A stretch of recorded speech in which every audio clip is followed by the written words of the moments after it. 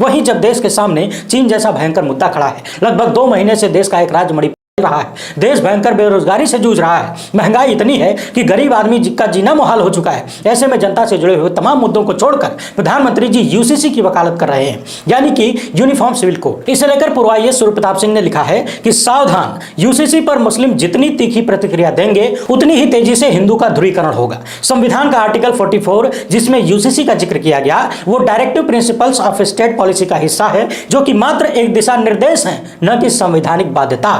Article 44 के ऊपर है आर्टिकल 14, 15, 19, 21, 28, 29, जिनमें से अधिकांश आर्टिकल संविधान के मूल ढांचे का हिस्सा है, जिनसे छेड़छाड़ सुप्रीम कोर्ट द्वारा प्रतिबंधित है। इसीलिए यूसीसी लाना इतना आसान नहीं है। मुस्लिमों को समझना चाहिए कि उन्हें तीखी प्रतिक्रिया देने को उकसाया जा रहा है ताकि हिंदू यूसीसी के पक्ष में एकत्र होकर एक बार फिर से बीजेपी को वोट दे दें। इसीलिए अभी यूसीसी का खाका आने दीजिए, तभी प्रतिक्रिया देना ज्यादा उचित होगा, जिसे बीजेपी और आरएसएस मास्टर स्ट्रोक समझ रहे हैं। कर्नाटक की भांति उल्टा भी पड़ सकता है, क्योंकि हिंदू भी अब समझ चुका है कि उसे बार बार वोट के लिए उकसाया और मूर्ख बनाया जा रहा है। हमने पिछली वीडियो में कहा था कि यूसीसी कोई 2 लाइन की कहानी नहीं है कि एक झटके में कह दिया जाए, और उससे भी ज्यादा समझने वाली बात यह है कि यह व्यवस्था सिर्फ मुसलमानों को नहीं बल्कि भारत में रहने वाले हर एक नागरिक को टारगेट करेगी। वो किसी भी धर्म का पालन करता हो, सब इसके दायरे में आएंगे और जनजातीय तथा आदिवासी लोगों के लिए और भी ज्यादा प्रभावित करने वाली चीज होगी। वहीं कुछ लोग ये भी कह रहे हैं कि यूसीसी का जिक्र सिर्फ इसलिए किया जा रहा है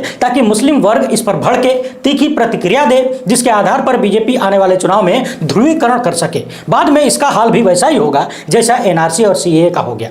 आज तक कोई नियम नहीं बन पाया। अब तो किसी भाजपाई नेता की जबान से एनआरसी का नाम भी नहीं निकलता है। एक वक्त में ऐसा लग रहा था कि भारत की सबसे बड़ी जरूरत एनआरसी और सीएए हो गया है। यानी कि सभी जानकारों का मानना लगभग यही है कि शांत रहिए और इंतजार करिए, किसी भी तरीके की कोई तीखी प्रतिक्रिया मत दीजिए, उससे बचिए, क्योंकि यूसीसी के अंडर में पूरा भारत आएगा, कोई एक वर्ग नहीं। और जैसा कि सूर्य प्रताप सिंह ने कहा कि कर्नाटक की भांति यह मामला उल्टा भी पड़ सकता है, तो इस बात के चांसेस बहुत ज्यादा हैं कि दांव उल्टा ही पड़ेगा। यह भी हो सकता है कि जो वर्ग यूसीसी को मुसलमानों के खिलाफ मानकर खुश हो रहा है, बाद में वही इसी में ज्यादा लपेटा जाए।